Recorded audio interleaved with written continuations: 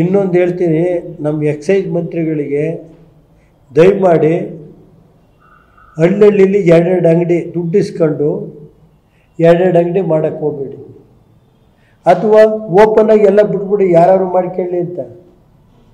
ಯಾವ tea shop ಈ shop ಏನ್ರಿ ಇದೇನಾರು ಇದೈತೇನ್ರಿ, ಬಡವ್ರು ಉಳಿತಾರೇನ್ರಿ? ಹೆಂಗಸ್ರ ಮಕ್ಕಳು ತಾಲಿ ಪಾಲಿ ಎಲ್ಲ ಮಾರ್ಕಿದ್ದಾರೆ. ಅದರಲ್ಲೂ ನನ್ನ ಕ್ಷೇತ್ರದಲ್ಲಿ ಒಂದು ಅಂಗಡಿ ಕೊಟ್ಟವರು, ಅಲ್ಲಿರೋದು 100 ಮನೆ, ಮತ್ತಿನ್ನೊಂದು ಅಂಗಡಿ ದುಡ್ಡಿಸ್ಕೊಳ್ಳೋದು ಕೊಡೋದು. ಒಂದೊಂದು ಅಂಗಡಿಗೆ ನಾನು ಹೇಳೋದಲ್ಲ, ಅವ್ರು ಇಲಾಖೆಯವ್ರು ಹೇಳ್ತಾರೆ 50 ಲಕ್ಷ 60 ಲಕ್ಷ ಅಂತ.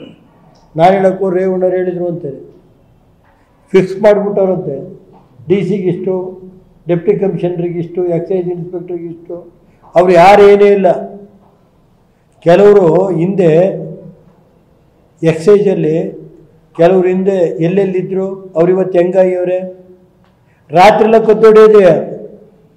ಯಾವ ಊರುಗಳು ಬ್ರ್ಯಾಂಡಿಯ, ಯಾವ ಬ್ರ್ಯಾಂಡಿ ಬೇಕು ಹೇಳಿ, ಯಾವ ಪೆಟ್ಟಿಗೆ ಅಂಗಡಿಲಿ ಒಂದೊಂದು ಊರಲ್ಲಿ 10 ಮನೆ 15 ಮನೆ ಮಾರಾಟಕ್ಕೆ ಇಟ್ಕೊಂಡವ್ರೆ. ಯಾರು ಕೇಳೋರಿಲ್ಲ ಇಲ್ಲಿ. ಅವ್ರು ಟಾರ್ಗೆಟ್ ಏನಾದ್ರು ಮಾಡ್ಕಿಲ್ರಿ ಅಂಗಡಿಲಿ ಮಾಡಿ ಅಂತ ಹೇಳಿರೋದವರು. ಹಳ್ಳಿಲಿ ಹಂಗಾದ್ರೆ ಇನ್ನೂ ಕೆಲಸ ಮಾಡಿಬಿಡಿ.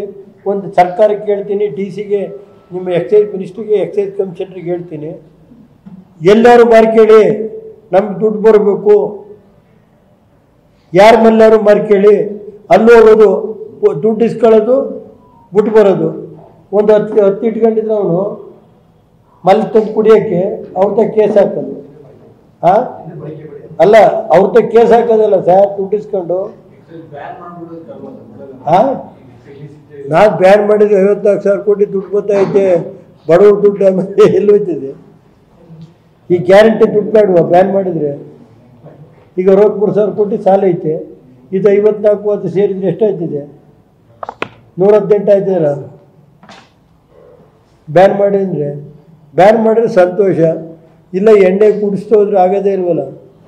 ಈ ಕಡೆ ಎಣ್ಣೆ ಕುಡಿಸ್ತಾರೆ, ಆ ಕಡೆ ಇದು ಕೊಡ್ತಾರೆ ಅಷ್ಟೇ, ಇನ್ನೇನೈತೆ. ನಾನು ಹೇಳೋದು, ದಯಮಾಡಿ ಆ ಹೆಂಗಸರು ಮಕ್ಕಳು ತಾಲಿ ಉಳಿಬೇಕು ಅಂದರೆ ದಯಮಾಡಿ ಹಳ್ಳಿ ಕಡೆ ಮಾರೋದನ್ನ ಕಠಿಣವಾಗಿ ಕ್ರಮ ತಗೋಬೇಕು.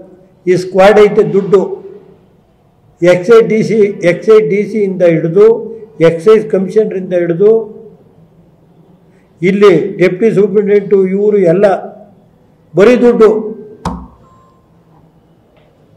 ಯಾರು ಕೇಳೋರಿಲ್ಲ ಹೇಳೋರಿಲ್ಲ. ಯಾವ ಊರಲ್ಲಿ ಕೇಳಿದ್ರು ಬ್ರ್ಯಾಂಡಿ. ಇದರಿಂದ ಸರ್ಕಾರಕ್ಕೆ ಎಷ್ಟು ನಷ್ಟ ಆಗ್ತಾ ಇದೆಯೋ ಗೊತ್ತಿಲ್ಲ ನನಗೆ. ಆಮೇಲೆ ಇದ್ರ ಜೊತೆಗೆ ಬ್ಲ್ಯಾಕ್ ಅವರೇ ಮಾಡೋದು. ಸರ್ಕಾರ ಸೀಲಿಲ್ಲ ಏನಿಲ್ಲ, ಸೀಲು ಇದು ಮಾಡೋದು. ಹಳ್ಳಿಯಲ್ಲಿ ಸೆಕೆಂಡ್ಸ್ ನಡೀತಾ ಐತೆ, ಅದಕ್ಕೊಂದು ಟೀಮೇ ಐತೆ. ಹಿಂದೆ ನನಗೆ ಬಂದರು ಪಟೇ ಶಿವರಾಮ್ನು, ಯಾರು ಇವರು ಜ್ವರ ಬಿಟ್ರುವೆ, ಅಯ್ಯೋ ಇವರೆಲ್ಲ ಇಂಥರಿದ್ರಿ ಅಂತ. ಇವತ್ತೇನಾಯ್ತು, ಅವರು ದುಡ್ಡೈತಿ, ದುಡ್ಡಿನ ಮಧ್ಯದಲ್ಲಿ ಕೆಲವರು ಎಕ್ಸೈಸ್ ಕಾಂಟ್ರಾಕ್ಟರ್ಗಳು ಆಟ ಆಡ್ತವ್ರೆ. ಆಟ ಆಡ್ಲಿಕ್ಕೆ ಕಾಯ್ತಾ ಇದ್ದೀನಿ ಟೈಮ್. ಒಂದೊಂದು ದುಡ್ಡು ಐತಿ ಅಂತ ಹೇಳ್ಬಿಟ್ಟು ಒಂದೊಂದು ಊರಲ್ಲಿ ಹೋಗಿ ದುಡ್ಡು ಕೊಟ್ಬಿಟ್ಟು ಕುಡಿಸ್ಬಿಟ್ಟು ಜನ ಹೊಡೆಸಾಡ್ತಾರೇನ್ರಿ. ಅವ್ರು ಡಿ ಸಿ ಆದನು, ಡಿ ಸಿ SP, ನಾನು ಡಿ ಸಿ ಮೀಟ್ ಮಾಡ್ತೀನಿ. ಈಗ ಹೇಳ್ತೀನಿ, ನೋಡಮ್ಮ ಎಕ್ಸೈಜ್ನಲ್ಲಿ ಈ ಥರ ಹಿಂಗೆ ನಡೀತಾ ಐತೆ. ಡಿ ಸಿ SP ಅಲ್ಲ, ಎಂಥದ್ದು ಎಂಥದಪ್ಪ ಎಕ್ಸೈಸ್ ಸೂಪ್ರಿಂಟೆಂಟ್. ದುಡ್ಡು ಬರೀ ಅಂಗಡಿರ್ತ ವಸೂಲಿ, ಆಮೇಲೆ ತಗೊಂಡು ಹೋಗ್ತಾರೆ, ಹಿಡ್ಕೊತಾರೆ. ಮೊನ್ನೆ ಒಂದು ಕಡೆ ಹಿಡಿದವ್ರು 25 ಕೇಸ, 5 ಲಕ್ಷ ದುಡ್ಡು ಇಸ್ಕೊಂಡ್ರು, ಬಿಟ್ಟರು. ಸ್ಕ್ವಾಡ್ನವರು 5 ಲಕ್ಷ ದುಡ್ಡು ಇಸ್ಕೊಂಡು 25 ಕೇಸ್ ಹಿಡಿದು,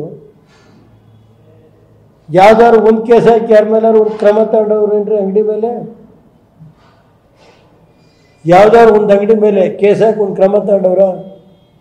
ಯಾವ ಊರಲ್ಲಿ ಹೋಗಿ ಹಿಡಿತಾರ? ಅವ್ರು ಹೇಳ್ತಾರೆ, ಎಕ್ಸೈಸ್ ಇನ್ಸ್ಪೆಕ್ಟ್ರ್ ಏನು ಹೇಳ್ತಾವ್ರೆ ಅಂದರೆ, ಮೀಟಿಂಗಲ್ಲಿ ಕೇಳಿದರೆ, ಸರ್ ನಾವು 50 ಲಕ್ಷ ಕೊಟ್ಟು ಬಂದಿದ್ದೀವಿ ಸರ್. ಓಪನ್ ಆಗಿ ಡಿ ಸಿ ಹೇಳ್ತಾರೆ, ಸರ್ 1 ಕೋಟಿ ಕೊಟ್ಟಿದ್ದೀನಿ, ನಾವೆಲ್ಲಿ ವಸೂಲು ಮಾಡಬೇಕು ಅಂತಾರೆ. ನನಗೆ ಗೊತ್ತಿಲ್ಲ, ಕೊಟ್ಟರೋ ಬಿಟ್ಟರು ನನಗೆ ಗೊತ್ತಿಲ್ಲ. ಅವರು ಹೇಳ್ತಾ ಇರೋದು ಈ ಪರಿಸ್ಥಿತಿ ಐತಪ್ಪ. ನಾನೇನು ಮಾಡಲಿ?